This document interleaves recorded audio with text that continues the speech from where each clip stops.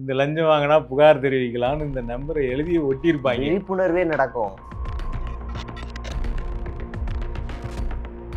Trump வந்து வேர்த்துருச்சு, அப்படி மோடிட்ட இருந்து போன ஃபோன் கால்னால ட்ரம்ப் வேர்த்துருச்சு அப்படின்னு ட்ரம்ப் எப்பயோ வேர்த்த போட்டோ தூக்கி போட்டு மோடி ஃபோன் பண்ற மாதிரி ஒரு போட்டோ போட்டு காடு.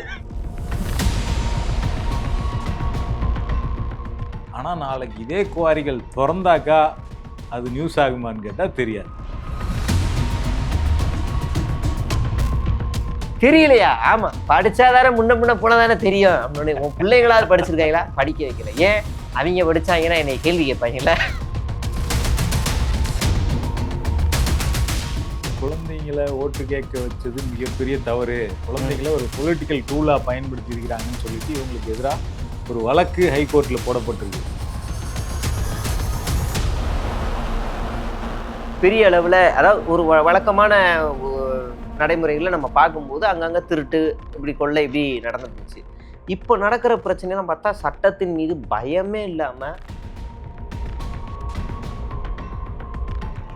அவன் என்ன சொல்லி அடிக்கிறான்னா, ஏன் ஊருக்குள்ள வந்து அந்த சாதிய திமிர்ல ஏன் ஊருக்குள்ள வந்து அடிக்கிறியாடான்னு அசிங்கமா திட்டிட்டு அவனை அடிக்கிறான்.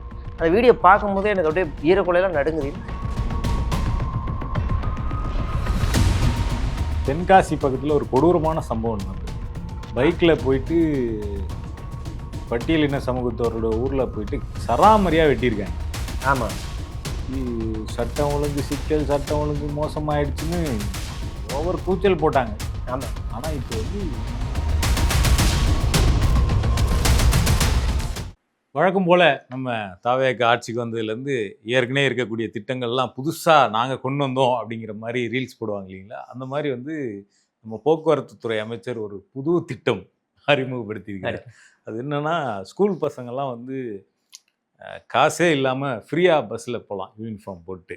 இந்திய தொலைக்காட்சிகளில் முதல் முறையாக, இதுவே முதல் முறை, இந்த மாதிரி சம்பவம் இதுக்கு முன்னாடி வேற எங்கேயும் நடந்திருக்குது. ஆனால் இதுதான் முறை. அந்த மாதிரி நேற்று அவரை வச்சா நேற்று நம்ம சிரிச்சிட்டு இருந்தோம். அந்த மாதிரி மறுபடியும் சொல்லிருக்காரு. அதாவது ஸ்கூல் ஆரம்பித்த காலகட்டத்தில் பஸ் பாஸ் கொடுக்கறதுக்கு லேட் ஆகும். நான் சொல்கிறது ஜெயலலிதா கலைஞர் ஆட்சி காலகட்டங்களில் சொல்கிறேன். 2006 அந்த டைமில் கொடுக்கறதுக்கு லேட் ஆகுதுனால முதல்ல போகும்போதெல்லாம் காசு கொடுத்து போக வேண்டி இருக்கும். அப்போ அவங்க வந்து கலைஞர் டைமில், ஜெயலலிதா அந்த டைம் நினைக்கிறேன், அவங்க என்ன சொன்னாங்கன்னா, யூனிஃபார்மில் இருந்தாலே ஃப்ரீ, யாரும் வாங்கக்கூடாது அப்படி. அப்போ அதுலேயுமே எங்களுக்கு சிக்கல் வந்துச்சு.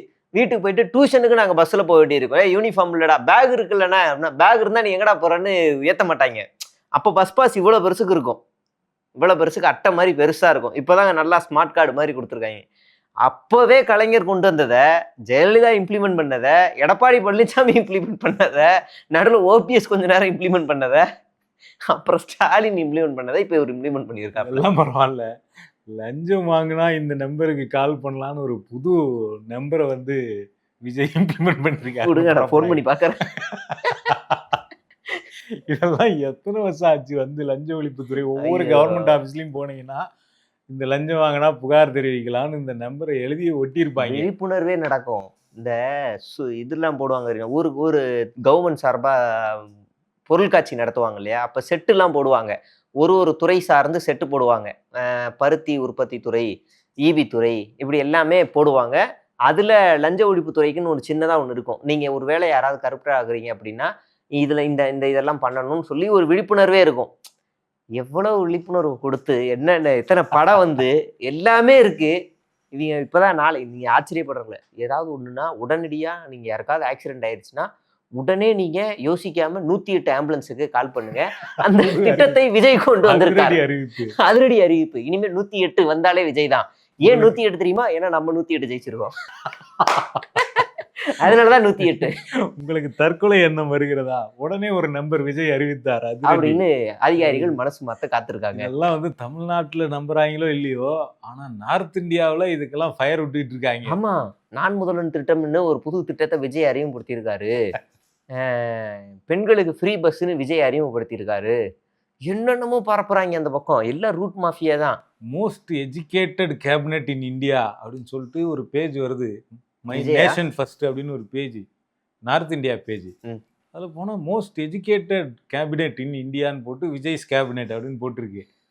சரி என்னடா இதுன்னு அப்படியே கீழே போனோம்னா கீழே வந்து ராமர் இருப்பாரு, பவர்ஃபுல் பொலிட்டீஷியன் அப்படின்னு சொல்லிட்டு அண்ணாமலை அண்ணாமலை அண்ணாமலை யூபிஎஸ்சி ரிசைன்மெண்ட் வந்தாரு, இவ்வளோ படிச்சிருக்கிறாரு அப்படின்னு சொல்லிட்டு அவரை பத்தி ஒரு பெரிய நம்ம போஸ்ட். நேத்து சொன்னதுதான். அதுக்கு கீழே வந்தா யோகி ஆதித்யநாத். ஆமா, அது கீழே வந்தா ராமர் இருப்பாரு, மோடி இருப்பாங்க. இன்னொரு பக்கம் சரியான இன்ட்ரெஸ்டான பேஜ். விஜய் வந்து sincerely noted notes at his table Assembly. And assembly அப்படின்னு ஒரு பேஜ் நோட்ஸ் எடுக்கக்கூடிய அப்படின்னு ஒரு பேஜ் போட்டு முதல் பயங்கரமா கார்டெல்லாம் போட்டிருந்தான். சரி உள்ள போய் என்னன்னு பார்த்தா அது உண்மையே பில்டப் பேஜ் போல. ட்ரம்ப் ஒரே ஒரு one single phone call, Trump வந்து வேர்த்துருச்சு அப்படி, மோடிட்ட இருந்து போன ஃபோன் கால்னால ட்ரம்ப் வேர்த்துருச்சு அப்படின்னு ட்ரம்ப் எப்பயோ வேர்த்த போட்டோ தூக்கி போட்டு மோடி ஃபோன் பண்ற மாதிரி ஒரு போட்டோ போட்டு ஈரானும் கார்டு. உடனே ஈரானும் அமெரிக்காவும் அடிபணிந்து போரை நிறுத்துவதாக அறிவிப்பு. அப்படிங்கிறாங்க. சைனா வந்து அந்த அந்த கார்டில் பார்க்குறேன், சைனா அருணாச்சல பிரதேசத்தில் ஆக்கிரமிப்பை இடிச்சு தள்ளிட்டு 300 கிலோமீட்டர் அந்த பக்கம் போயிருச்சு அப்படின்னு ஒரு கார்டு இருக்கும். இது எப்போ நடந்துச்சு அப்படின்னு. அப்ப அந்த நம்புறதுக்குன்னே ஒரு கூட்டம் இருக்கு அவங்களுக்கு. இதுல உண்மை அப்படின்னு. முக்கியமானது என்னன்னா, இந்த கேம்பெயின் இருக்குல்ல, இது விஜயை மட்டும் சென்டரா வச்சு நடக்கல. டிவிக்கு வந்து நார்த் இந்தியாவில் பரப்புரை பண்றது. இதுல இன்னொரு கேரக்டர் இருக்கிறாங்க, அமைச்சர் கீர்த்தனா. ஆமா ஆமா ஆமா. நார்த் இந்தியா பேஜஸ்க்கு போனோம்னா 2 பேர் தான் ப்ரொமோட் ஆகுறது. ஒன்னு கீர்த்தனா, இன்னொன்னு விஜய். நார்த் இந்தியாவை தாண்டி இன்னைக்கு தெலுங்கானா, ஆந்திராவில் பல சேனல்கள்ல டிபேட் டாக் ஆஃப் த டவுனா வந்து பெய்டு ப்ரொமோஷன்ல ஒரு நபர் வந்திருக்காங்கன்னா அது கீர்த்தனா தான். அதே மாதிரி கீர்த்தனா அந்த ரீல்ஸ் போட்டிருந்தாங்கல்ல, ஆ, அந்த ரீல்ஸ் வந்து பயங்கரமா ட்ரால் ஆச்சு. அந்த ட்ரால் ஆச்சுன்ன உடனே ஒருத்தர் வந்து சப்போர்ட்டுக்கு வராரு. அவர் வந்து சப்போர்ட்டுக்கு வந்துட்டு, நீங்க ட்ராவலை பத்திலாம் கவலைப்படாதீங்க, உங்க வேலையை நீங்க வேகமா செஞ்சுட்டு போயிட்டே இருங்க அப்படின்றாரு. யாரா இருக்கும்? சஸ்பென்ஸ், அந்த நம்பர் சஸ்பென்ஸ். ஃபர்ஸ்ட் எழுத்து மட்டும் சொல்லுங்க, நான் சொல்றேன். யாரா இருக்குன்னு பார்த்தா அவர் தமிழ்நாடே கிடையாது. ஃபர்ஸ்ட் எழுத்து மட்டும் சொல்லுங்க. அவர் வந்து ஃபர்ஸ்ட் எடுத்து சொன்னா தெரிகிற அளவுக்கு தமிழ்நாட்டுல ஃபேமஸ் கிடையாது. பாஜகக்காரரா? பாஜகவோட கூட்டணியில் இருக்கிறாரு. யாருன்னா சந்திரபாபு நாயுடோட பையன். அவர் யாரு? வந்து கீர்த்தனாவுக்கு போட்டிருக்காரு வந்துட்டு, ஏமிரா இது? ஏமிரா இது? டிராவலை பத்தி கவலைப்படாதீங்க போயிட்டே இருங்க அப்படின்னு சொல்லிட்டு அவர் சொல்றதுக்கு கேப்ல தான் பார்த்தோம்னா, இந்த கடந்த 15 நாள்ல பார்த்தோம்னா தமிழ்நாட்டுல இருந்து ராயல் என்ஃபீல்டு ஆந்திராவுக்கு போயிடுச்சு. இன்னொரு ஒரு ஏர்கிராஃப்ட் மெயின்டெனன்ஸ் ப்ராஜெக்ட் ஆந்திராவுக்கு போயிடுச்சு. எல்லா திட்டமும் போயிருச்சு, பரந்தூர் விமான நிலையத்தை வந்து க்ளோஸ் பண்ணிட்டாங்க அப்படின்னு ஒரு கார்டு பரவுது. இல்ல உண்மையிலேயே தமிழ்நாட்டுல இருந்து இந்த 2 ப்ராஜெக்டை ஆந்திரா தட்டி பறித்திருக்கு. இவங்க தான் தொழில்துறை அமைச்சர், தமிழ்நாட்டின் தொழில்துறை அமைச்சர் ரீல்ஸ் போடுறாங்க. அங்கிருந்து வந்து நீங்க இதே பண்ணுங்க சூப்பர் அப்படின்னு சொல்லிட்டு போடுறாப்ல. Everybody liking me, who all are all businessmen, come and contact me. நீங்க ரீல்ஸ் போட்டுட்டே இருங்க, நாங்க ஒவ்வொன்றா உருவிட்டே இருக்கிறோம். ஊறிக்கிட்டே இருக்கோம். இந்த கவுண்டமணி பக்கத்துல இந்த இளநீ இளநீ உருவாகி உருவம். அந்த மாதிரி போயிட்டு இருக்கு தமிழ்நாட்டுல இருந்து ஆந்திராவுக்கு. அடுத்து இன்னொரு அமைச்சர் வருவோம். எனக்கு தெரிஞ்சவங்களாம் ரீல்ஸ் இன்ஸ்டாகிராம்லேயே ஆட்சியை நடத்தி போயிடுவாங்க. யாருக்கும் கேபினெட் அமைச்சரவையெல்லாம் தேவையில்லை. இன்ஸ்டாகிராமில் ஒரு பேஜ் இருந்தால் போதும். கேஜிஎஃப்பை ரீக்ரியேட் பண்ண மாதிரி ஒரு பேஜ். ஐயோ அவரா? அவர் ஏற்கனவே ரீல்ஸ்லேயே ஆட்சியை பிடிச்சவர். டிவிகேல ரீல்ஸ்னா ஃபர்ஸ்ட் அவரு தான். ஆமாம். அப்பதான் மீதி எல்லாம். என்னன்னா ஒரு கல்குவாரி போய் பார்க்குறாரு. பார்த்துட்டு எல்லாம் பார்த்துட்டு போகிறாரு, வண்டியில் ஏறுறாரு, கியர் இருக்கான்னு பார்க்குறாரு, ஸ்டேரிங் சுற்றுதான்னு பார்க்குறாரு, எல்லாம் பார்த்துட்டு வெயிட்டு செக் பண்ணுறாரு. ஆனால் ஆய்வு பண்ணிட்டேன், ஃபைலை புரட்டுறாப்புல. அதை படிக்கிறதுக்காக ஒரு 2 செகண்ட் டைம் வேணும். இப்படின்னு புரட்டிட்டு ஓகே ஃபைன் அப்படின்ட்டு கிளம்புறாரு. ஒரு டிரைவர் வீடியோ போடுறான் ஒரு பையன். ஐயா நீ ஆய்வு பண்ண, வரவே இருக்கிற, நல்ல விஷயம், எல்லாம் ஏறி எல்லாம் இறங்கினேன், வெயிட்டு செக் பண்ண, வெயிட்டு கரெக்டாக இருக்குது. ஆனால் இங்கே என்ன பிரச்சனைனா கனிம வளத்தை திருடுறாங்கயா. கனிம வளத்தை திருடுறதையே நீ கரெக்டாக பர்ஃபெக்டாக பார்த்துருக்கேன்னா உன்னை விட வேறு யாருமே இல்லையா? இப்போ என்ன மேட்ருனா, அவர் வந்து போயிட்டு ஒரு சில ஒரு 60 குவாரி கிட்ட வந்து பார்த்தோம்னா தற்காலிகமாக மூடுறாங்க அப்படின்னு அறிவிக்கிறார். இங்கெல்லாம் முறைகேடு இருக்கு, அதில் ஒரு 60 குவாரியை நான் தற்காலிகமாக மூடுறதுக்கு உத்தரவிடுறேன் அப்படின்னு அறிவிக்கிறார். இதை அறிவிச்சிட்டு அதுக்கு கொடுக்குற ரீல்ஸ் இருக்குல்ல, அது அப்படியே வந்து ட்ரோனோடே வராரு. மற்றவங்களாம் வந்து கேமராவோட தான் போவாங்க, இவர் வந்து ட்ரோனோட வருவார். அவர் அப்படியே அந்த இதுலேருந்து வர்றது, அந்த கார் ஒரு 20-10 காருக்கு மேலே வருது, சைரனோட அப்படியே ஒயின்னு வந்துட்டு இருக்கு. அதை ட்ரோன்லேருந்து கேப்சர் பண்ணுறாங்க. அப்படியே இவர் வந்துட்டு அப்படியே இந்த பாஷா படத்து ரஜினி மாதிரி இறங்குறாரு வந்துட்டு. இதெல்லாம் எதுக்குன்னா என்ன மேட்ருனா, நீங்கள் கனிம வள கொள்ளையை தடுக்க போகிறோம், குவாரியை மூடுறதெல்லாம் நல்ல விஷயம்தான் முறைகேடாக இருந்ததுன்னா, ஆனால் தற்காலிகமாக மூடிருக்கீங்க, அதுக்கு இவ்வளோ பில்டப் வந்திருக்கு. ஆனால் நாளைக்கு இதே குவாரிகள் திறந்தாக்கா அது நியூஸ் ஆகுமான்னு கேட்டால் தெரியாது. தெரியாது. ஸோ தற்காலிகமாக இவரே போய் மூடி திறந்து இருக்கீங்க. வைப்பாரு. இது ஒரு செய்தி. இதுக்கு இவ்வளோ ஒரு ட்ரோன் வச்சு ஒரு அதாவது ஒரு ஒரு ஒரு அட்வர்டைசிங் கம்பெனியவே கூட கூட்டு போறாரு. மற்றவங்களாம் வெறும் கேமராமேனை கூட்டு போவாங்க. அந்த அளவுக்கு வந்து இவர் வந்து அங்க அங்க விசாரிச்சதுல என்னன்னா, கல்குவாரியில இருந்து சில பல சலுகைகள், கவனிப்புகள் வரும். அப்ப அது வரணும் அப்படின்னா, அவங்க நம்மளுக்கு அடிபணியணும். அடிபணியணும்னா நம்ம அதிகாரத்த காமிச்சாதான் அவன் அடிபணியுவான். அப்ப தற்காலிகமா மூடல் அப்படின்னா, மூடுனதுக்கு அப்புறமா சில பல சலுகைகள், கவனிப்புகள் எல்லாம் வந்ததுக்கு அப்புறமா தானா அது தொறக்கும். இப்ப மூடுறதுக்கு காரணத்தோட இவர் வந்து சொல்லியிருக்காப்லைல, தொறக்கும்போது அதே டாக்குமெண்ட் ப்ரூஃபோட லைசென்ஸ் வாங்கியிருக்காங்க, இதெல்லாம் பண்றாங்க, இது எல்லாமே அனுமதி பெற்றிருக்காங்க அப்படின்னு சொல்லிட்டு இவர் வந்து செஞ்சாருன்னா உண்மையிலேயே இவர் நல்லவர். அப்படி எத்தனை அமைச்சர்கள் பண்ணியிருக்காங்கன்னு நமக்கு தெரியாது. ஆனா இவர் பண்ணணும். ஏன்னா இவர் மாற்று தூய சக்தி. இவர் தூய சக்தி. அதே மாதிரி இன்னொருத்தர் இருக்கிறாரு. ஸ்கூல் திறக்கிறத பற்றி ஒரு பேட்டி கொடுத்துருக்கிறார். என்னன்னா ஸ்கூல் திறக்கிறாங்கன்னா பொதுவாக என்ன சொல்லுவாங்க எக்ஸ்பிளனேஷன், வெயில் அதிகமாக இருக்குது, அதனால் நாங்கள் ஒரு 3 நாள் தள்ளி வைக்கிறோம், இந்த மாதிரி யாரும் கஷ்டப்படக்கூடாது அப்படிங்கிறதுக்காக. இவர் வித்தியாசமான விளக்கம் கொடுக்குறார். சோஷியல் மீடியாவில் வந்து அவருக்கு வந்து பசங்கள்லாம் வந்துட்டு அங்கிள் அங்கிள் ஸ்கூலை வந்து கொஞ்சம் எப்படியாவது ஒரு 3 நாள் தள்ளி வைங்களேன் ப்ளீஸ் அப்படின்னு கேட்குறாங்களாம். என்னப்பா இது நம்மளுடைய ஓட்டர்ஸ்லாம் இப்படி கேட்குறாங்க, எல்லாம் குழந்தைங்க, நம்மளை ஜெயிக்க வச்சவங்க எல்லாரும் கேட்குறாங்க, இந்த 3 நாள் தள்ளி வைக்காமல் எப்படி நம்ம விட முடியும் அப்படின்னு சொல்லிட்டு விஜய்க்கு பார்க்க போனாராம். விஜய் பார்க்க போயிட்டு அப்படியே நின்று இருந்தாராம். என்னப்பா என்ன மேட்ரு அப்படின்னு கேட்டாராம். இல்லைண்ணா இந்த மாதிரி ஸ்கூலை ஒரு 3 நாள் தள்ளி வைக்க சொல்லி கேட்குறாங்க. அதனால யாருப்பா கேட்குறாங்க? என் பையன் கூட கேட்குறாங்க.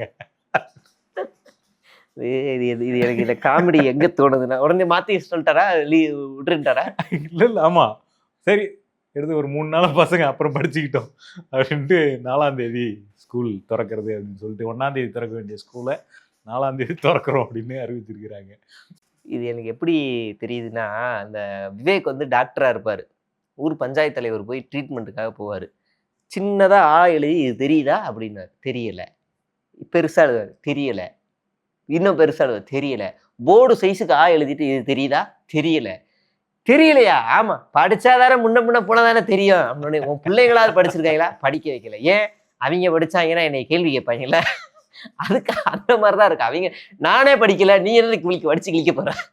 அந்த மாதிரிதான் இதை பார்க்க தோணுது. ஆனா காரணம் வெயில். வெயில். இல்லை வெயிலுக்காக தள்ளி வைக்கிறது எல்லா அரசுகளும் பண்ணியிருக்கிறாங்க, ஸ்கூல் ஓப்பன் தள்ளி வைக்கிறது. ஆனா அதுக்கு சொல்ற காரணம் இருக்குல்ல. ஏன் வெயில் நேரத்துல பசங்களை வந்து மாநாடு தேர்தல் பிரச்சாரத்துக்குலாம் யூஸ் பண்ணலையா? குழந்தைகள் மயங்கி விழுந்துருக்கு. அப்பெல்லாம் வெயில் தெரியலையா? சென்னை எல்லா மாவட்டத்திலயும் மயங்கி விழுந்தாங்களே ஸ்கூல் பசங்க. யூஸ் பண்ணாங்க. அப்பெல்லாம் வீடியோ தான் வைரல் ஆச்சு. அப்ப சைல்டு சென்ட்ரிக் அப்ரோச் தான் அதுக்கு பேரு. எனக்கு தெரிஞ்சு ஒரு குழந்தைகள் அமைச்சரே ஒருத்தர் உருவாயிருவார். குழந்தைங்களை ஓட்டு கேட்க வச்சது மிகப்பெரிய தவறு. குழந்தைகளை ஒரு பொலிட்டிக்கல் டூலா பயன்படுத்தி இருக்கிறாங்கன்னு சொல்லிட்டு இவங்களுக்கு எதிராக ஒரு வழக்கு ஹைகோர்ட்ல போடப்பட்டிருக்கு. அந்த வழக்கு விசாரணையில இருக்கு.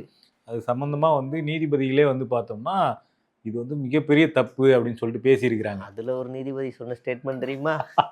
நான் ஆஸ்பத்திரி போனேன், எனக்கே நடந்தது. அப்ப தீர்ப்பை கொடுங்க, கலைச்சு விடுங்க ஆட்சிய. ஹாஸ்பிட்டல்ல அந்த டாக்டர் சொல்றாரு, என் பேரன் வந்துட்டு நீ கண்டிப்பா விஜய்க்கு தான் ஓட்டு போடுறன்னு சொல்லிட்டு என்ன மிரட்டுறா அப்படின்னு சொல்லிட்டுன்னு. இது எங்க போய் முடியும்னு தெரியல, பாப்போம். அந்த மாதிரி ஒரு வழக்கு போயிட்டு இருக்கு. இந்த மாதிரி இவங்க மேல ஏற்கனவே இந்த அலிகேஷன் இருக்கு. இதெல்லாம் இருந்துமே திருப்பி சைல்டு சென்ட்ரிக் அப்ரோச்னு சொல்லிட்டு இவங்க வந்து குழந்தைங்களை வந்து அரசியல் நலனுக்காக பயன்படுத்துறது, அவங்களுடைய பிரச்சாரங்களுக்கு பயன்படுத்துறது, அல்ல ஏதோ ஒரு வகையில பொலிட்டிக்கல் டூலா குழந்தைங்களை யூஸ் பண்றதை வந்து தொடர்ச்சியா பண்ணிக்கிட்டே இருக்கிறாங்க. அதோடைய தொடர்ச்சியா தான் இதை பார்க்க வேண்டியதா இருக்கு. எப்படி விஜய் வந்து குட்டி நண்பா நண்பீஸ்ன்னு எலெக்ஷன் பிரச்சாரத்துல பேசினாரோ அதோட தொடர்ச்சி தான் ராஜ்மோகனுடைய பேச்சில் வர்றது. 18 வயசு கீழே இருக்கவங்க சோசியல் மீடியாவே யூஸ் பண்ணக்கூடாது. அதில் சோசியல் மீடியா யூஸ் பண்ணக்கூடிய பசங்க இவருக்கு மெசேஜில் வந்து அங்கிள் அங்கிள்னு கேட்குறாங்களாம். அதனால இவர் லீவ் விட்டாராம். இதில் இன்னொரு டாக் என்ன ஓடுதுன்னா, எல்லாம் இந்த எடப்பாடி பழனிசாமியை சொல்லணும். அன்னைக்கு வந்து ஆல் பாஸ் போட்டதுனால தான் இவங்களுக்கு படிப்பத்தி அருமை தெரியாமல், இதை பற்றி எதுவுமே தெரியாமல் இன்னைக்கு இப்படி ஓட்ட போட்டு இவங்க உட்கார வச்சிருக்காங்க. நான் என்னையா பண்ணுறேன்? நானே கட்சி போச்சேன்னு உட்காந்துருக்கேன். என் மேலே ஏன் பழி போடுறீங்க? அப்போ அப்படி ஓடுது. அடுத்து வழக்கம் போல சட்ட ஒழுங்கு பிரச்சனைகள் பயமாவே இருக்கு. ஒரு ஆட்சி இதெல்லாம் பார்க்கும்போது கடந்த கால ஆட்சியில ஏதாவது ஒரு இன்சிடென்ட் பேசும் பொருளா மாறிட்டே இருக்கும். அங்கங்க சின்ன சின்ன பிரச்சனைகள் அதெல்லாம் நடந்தாலும், பெரிய அளவுல அதாவது ஒரு வழக்கமான ஒ நடைமுறைகள நம்ம பார்க்கும்போது, அங்கங்க திருட்டு, இப்படி கொள்ளை இப்படி நடந்துட்டு இருந்துச்சு. இப்போ நடக்கிற பிரச்சனைலாம் பார்த்தா, சட்டத்தின் மீது பயமே இல்லாம, எக்ஸ்ட்ரீம் லெவலுக்கு போய் பண்ற அளவுக்கு துணிச்சலோட ரவுடிகள் அது இறங்கியிருக்காங்களோ! குறித்து ஆக்சுவலா இந்த அரசியல் ஆய்வாளர்களா இருக்கிறவங்கலாம் என்ன சொல்றாங்கன்னா, எப்பவுமே ஒரு ஒரு அனுபவம் இல்லாத இம்மெச்சூர் கவர்மெண்ட் வரும்போது, ஊருக்குள்ள இருக்கக்கூடிய ரவுடிகளுக்கு ஒரு துணிச்சல் வரும் அப்படின்னு சொல்றாங்க. ஸோ இந்த மாதிரியான ஒரு கவர்மெண்ட் வந்திருக்கு. இந்த சமயத்தில நம்மள யாரும் ஒண்ணும் பண்ண முடியாது. ம். நம்ம வைக்கிறது தான் இங்க சட்டமா இருக்கும் அப்படின்னு ஒரு துணிச்சல் வரும். அதனுடைய விளைவு தான் இந்த சட்டம் ஒழுங்கு சிக்கல்கள் வரக்கூடியது அப்படின்னு சொல்றாங்க. ஓ! அதுவும் நம்ம கரெக்ட்டு தான். எப்படி நம்ம மேல ஆக்ஷன் எடுக்க மாட்டாங்க அப்படின்னு நெனைக்கிறாங்க. அ ஒரு பொண்ணு, அம்மா எல்லாம் வீட்ல இருக்காங்க. பொன் பொன் பொ மகளோட கழுத்துல கத்திய வச்சு, அப்பாவ கண்ணு முன்னாடியே கொடூரமா வெட்டி கொலை பண்ணிட்டு போறாங்க. அவங்கள இன்னைக்கு ட்ரோன் வச்சு கைது பண்ணிட்டாங்க. கை கால்லாம் முறிச்சுட்டாங்க. ஓகே. அதெல்லாம் ரைட்டு. இல்ல அமைச்சர் மாரியே போலீஸும் ட்ரோன் வீடியோ வந்து ரிலீஸ் பண்றாங்க. ஆ இதெல்லாம் வந்து போலீஸ் எதுக்கு போகும்போது ட்ரோன கூட எடுத்துட்டு போறாங்கன்னு தெரியல. அவன் வந்து காட்டுக்குள்ள பதுங்கியிருக்கானாம். ட்ரோன வச்சு புடிச்சாய்ங்களாம். என்னென்னமோ வித்த காட்டுறாய்ங்க. இன்னைக்கு காலையில இந்த சென்னையில தான் நெனைக்கிறேன். சென்னை பக்கத்துல ஒரு தாவேக்கா நிர்வாகி பொக்லைன் ஓட்டுற கூலி தொழிலாளிய பளார் பளார் பளார்ன்னு அடிக்கிறான். எனக்கு புரியல. இப்ப இவன் சட்ட விதி மீறி இருக்கானா, இவன் கை கால முறிக்கிறீங்கல்ல, இந்த தாவேக்கா நிர்வாகி கை காலையும் முறிச்சு விட வேண்டியதானே பாத்ரூம்ல வழுக்கிட்டான்னு. அப்புறமா இவன கட்சியில இருந்து மட்டும் நீக்குறாங்க. கைதுலாம் கிடையாது. கட்சியில இருந்து நீக்குறாங்க அவ்வளவுதான். அவன் என்ன சொல்லி அடிக்கிறான்னா, என் ஊருக்குள்ள வந்து அந்த சாதிய திமிர்ல, என் ஊருக்குள்ள வந்து அடிக்கிறியாடான்னு அசிங்க அசிங்கமா திட்டிட்டு அவன அடிக்கிறான். அந்த வீடியோ பார்க்கும்போதே எனக்கு அப்படியே ஈரக்குலைலாம் நடுங்குது. என்ன இப்படி அடிக்கிறீங்க? பாவமா இருக்கு அந்த தொழிலாளி. அவன் சம்பளம் என்ன ஒரு 5000 மாசத்துக்கே ஒரு 15,000 வாங்குவானா? ஒரு ரூ. 1000 ஒரு நாளைக்கு வாங்குவான் அவ்வளோதான். அவ்வளோ வெறித்தனமா அடிக்கிறத பார்க்குறோம். அப்புறம் ஒரு பெண்ணுடைய சடலம் கிடைக்குது. கொடூரமான முறையில கொலை செய்யப்பட்டதுன்னு. எவ்வளவுக்கு எவ்வளோ அந்த உளவுத்துறை வந்து விஷயங்கள அமுக்கி மறைக்குதோ, அது வெளியில சோசியல் மீடியால பூம் ஆகுது. ம். இன்னொரு இன்னொரு கூத்து என்னன்னா, இந்த ஒயின் ஷாப் அங்கங்க மூடுனாங்கல்ல. 2 சம்பவம் ஒயின் ஷாப்ல. ஒரு இடத்துல 3 கடைய மூடிட்டாரு அப்படின்னு ஒரு செய்தி வச்சு ஓவரா ஃபயர் விட்டு ஆடிக்கிட்டு இருந்தாய்ங்க. இன்னைக்கு காலையில அந்த ஒயின் ஷாப்ப தொறந்துட்டாய்ங்க. சத்தம் இல்லாம தொறந்து ரன்னிங்லாம் ஓடுது. மறுபடியும் அதை எவனோ ஒருத்தன் சுத்தி இருக்கவன் தாவேக்காக்காரனே வீடியோ எடுத்து போட்டு விட்டான். மறுபடியும் தொறந்துட்டாங்க தலைவரேன்னு. ஏய் தொறந்ததே நான். மறுபடியும் சாயங்காலம் அத மூடி விட்டாய்ங்க. என்னடா நம்ம எதிரி வெளியில இல்லடா உள்ளதான்டா இருக்கான். இவங்க என்னமோ சமூக அக்கறையில மாற்றம் வரணும்னு இவங்களே வீடியோ எடுத்து போட்டு மாட்டிக்கிறானுங்க. 2வது என்னன்னா, இப்ப ஒரு ஒரு ஊருக்கு அங்கங்க ஒரு 4 ஊருக்கு சேர்ந்து ஒரு ஒயின் ஷாப்பா அப்படி இப்படின்னு இருக்கும். வேலை விட்டு வரும்போது ஒன்னொன்னா வாங்கிட்டு அப்படி போயிட்டு வீட்டுக்கு போய் இல்ல அங்கேயே ஓரமா குடிச்சிட்டு அப்படியே போய்க்கிட்டு இருந்தாய்ங்க. படிப்படியா குறைக்கிறேன்னும்போது ஜெயலலிதா கவர்மெண்ட், ஸ்டாலின் கவர்மெண்ட்லாம் என்ன பண்ணாங்கன்னா, கொஞ்சம் துரிதமா செயல்பட்டு எங்கெல்லாம் கூட்ட நெரிசல் அதிகமா வருதோ, அங்கெல்லாம் கொஞ்சம் ரெடியூஸ் பண்றது. கொஞ்சம் கரெக்ட்டா பார்த்து பார்த்து பண்ணாங்க. இவங்க என்ன பண்ணிட்டாங்கன்னா, ஆர்வ கோளாறுல கடைய இஷ்டத்துக்கு மூடி விட்டாய்ங்க. இப்ப இங்க ஒரு 5 ஊர் இருக்குன்னா, 5 ஊருக்கு இங்க ஒரு ஒயின் ஷாப் தான் இருக்கும். ம். அத விட்டுட்டா ஒரு 3 ஊர் தாண்டி இன்னொரு இடத்துல தான் ஒயின் ஷாப் இருக்கும். இப்ப இத மூடிட்டா, இந்த 3 ஊர், இந்த 5 ஊர் சேர்ந்து எங்க வந்து வாங்கும்? வேலை முடிச்சுட்டு போய் ஒரு 10 நிமிஷம் வாங்கிட்டு போயிட்டு இருந்தவன 10 மணி நேரம் நிக்க வச்சு ஒரே கடையில வாங்க விட்டாய்ங்க. லைன பார்க்குறேன். நான் கூட விஜய பார்க்க தான் வந்திருக்காங்கன்னு நெனச்சேன். அவ்வளோ கூட்டம். பார்த்தா லைன்ல சரக்கு வாங்குறதுக்கு நிக்கிறாய்ங்க. அத ஒருத்தர் வீடியோ எடுத்துக்கிட்டே போறாரு. "கத்துக்கடா டிவிகேன்னு, இப்ப கத்துக்கடா, இப்ப கத்துங்க, கத்துங்கடான்னு" வீடியோ எடுத்துட்டு போறாரு. அந்த அந்த நிலை வந்து மாறி போயிருக்கு. அதாவது நேரம் குறைக்கிறது, இல்ல வேற ஏதாவது கையாளலாம். மொத்தமா மூடி விட்டு 10 மணி நேரமும் கடையில நிக்க வச்சிருக்காய்ங்க. அதே மாரி இந்த தென்காசி பக்கத்துல ஒரு கொடூரமான சம்பவம் நடந்திருக்கு. பைக்ல போயிட்டு பட்டியலின சமூகத்தவரோட ஊர்ல போயிட்டு சராமரியா வெட்டியிருக்காங்க. ஆமா, இ சட்டம் ஒழுங்கு சிக்கல், சட்டம் ஒழுங்கு மோசமாயிடுச்சுன்னு ஓவர் கூச்சல் போட்டாங்க. ஆமா. ஆனா இப்போ வந்து சா சர்வசாதாரணமா பைக்ல போயிட்டு சராமரியா வெட்டிக்கிற அளவுக்கு வந்து தென்காசி பகுதி வந்து மாறியிருக்கு. ஏற்கனவே திருநெல்வேலி, தென்காசி இந்த பகுதிகள்லாம் நெறைய அரிவாள் கலாச்சாரம் வளர்ந்துருக்குது. ம். இந்த பகுதிகள்ல இருக்கக்கூடிய வன்முறைய தடுக்கிறதுக்கு நடவடிக்கை எடுக்கணும்னு நெறைய கோரிக்கைகள்லாம் ஆல்ரெடி வச்சுட்டு இருந்தாங்க. இந்த சூழல்ல வந்து இவர் வந்துட்டு நாங்க எல்லாத்தையும் மாத்திர போறோம் அப்படின்லாம் சொல்லிட்டு வந்து கடைசியில இப்ப வந்த கொஞ்ச நாட்கள்லயே இப்படி ஒரு மோசமான சம்பவம் நடந்திருக்கு அப்படிங்கிறதும் மிக முக்கியமானதா அதான் நான் விவாதிக்கணும். சொன்னேன்ல, எதுவும் அப்படியே ரொம்ப மோசமா, யார்றா என்ன என்னடா செய்வா? அப்படிங்கிற அளவுக்கு தான் நடக்குது. போன வாரம்லாம் ஒரு பொண்ணு காதலிக்கிறேன்னு சொல்லி பெட்ரோல் குண்ட அசால்ட்டா வீட்டு வாசல்ல இருந்து ஜாலியா பட்டாசு போடுற மாரி போட்டு விட்டுக்கிட்டு இருக்காங்க. இன்னொரு பக்கம் வெட்டிட்டு அசால்ட்டா பைக்ல சிசிடிவில இருக்குன்னு தெரிஞ்சும் பட்ட பகல்ல அப்படியே கடந்து போறாங்க. இப்ப இந்த சம்பவம், இது பின்னாடி என்ன இருக்குன்னு காவல்துறை விசாரிக்க. ஆனா இது ஒரு சட்ட ஒழுங்கு பிரச்சனை. இது கீழ தான் வருது. இப்போ வரைக்கும் அந்த சிங்கப்பெண் திட்டம் என்ன ஆகுதுன்னு தெரியல. என்ன என்ன பண்ண போறாங்கன்னு தெரியல. ஒரு ஒரு ஒரு என்னது ஒரு கிரகப்பிரவேசத்துக்கு போறதுக்காக ஒரு ஒரு ஒரு திட்டத்தையே நிறுத்தி அது வச்சது வந்து இங்கதான் பார்க்க ஏதோ முடியும். டிஜிபி வராராம். அதுக்கு வந்து டிஜிபி வந்தாருன்னா வரணும்னா அவருக்காக நாங்க ஹோல்ட் பண்ணி வச்சிருக்கோம்னு ஒரு கதை குடுத்துறாங்க.